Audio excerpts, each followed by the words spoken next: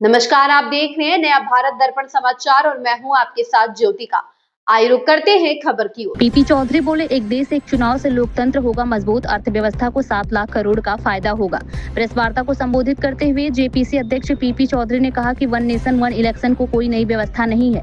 उन्होंने बताया कि 1952 से 1967 तक देश में लोकसभा और विधानसभा के चुनाव एक साथ ही कराए जाते थे, इसलिए यह कहना कि यह व्यवस्था भारतीय संघीय ढांचे के खिलाफ है, सही नहीं है। उन्होंने बताया कि 1968 के बाद कुछ राज्यों में राष्ट्रपति शासन लागू होने, राज्यों के पुनर्गठन और बाद में आपातकाल के दौरान लोकसभा का कार्यकाल बढ़ने जैसी परिस्थितियों के कारण चुनाव का कैलेंडर बदल गया और लोकसभा तथा विधानसभा चुनाव अलग अलग समय पर होने लगे।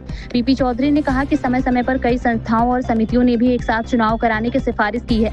इसमें 1983 में चुनाव आयोग, 2002 की समिति, 2015 की संसदीय समिति, 2018 में नीति आयोग और 2023 में पूर्व राष्ट्रपति रामनाथ कोविंद की अध्यक्षता वाली उच्च स्तरीय समिति शामिल है। उन्होंने कहा कि वन नेशन वन इलेक्शन का उद्देश्य केवल चुनाव का समय एक करना है। इससे संविधान के मूल ढांचे या संघीय व्यवस्था पर कोई असर नहीं पड़ेगा। जेपीसी अध्यक्ष का दावा है कि यदि यह व्यवस्था लागू होती है तो देश की अर्थव्यवस्था को लगभग 7 लाख करोड़ रुपए का लाभ हो सकता है।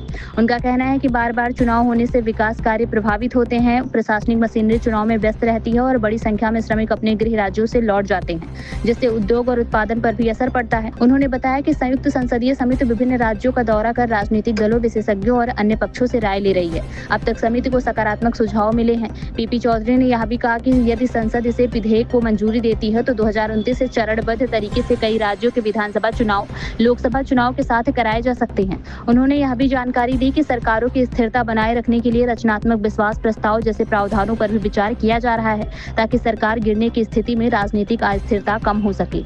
इस खबर में बस इतना ही। बने रहिए नया भारत दर्पण समाचार के साथ।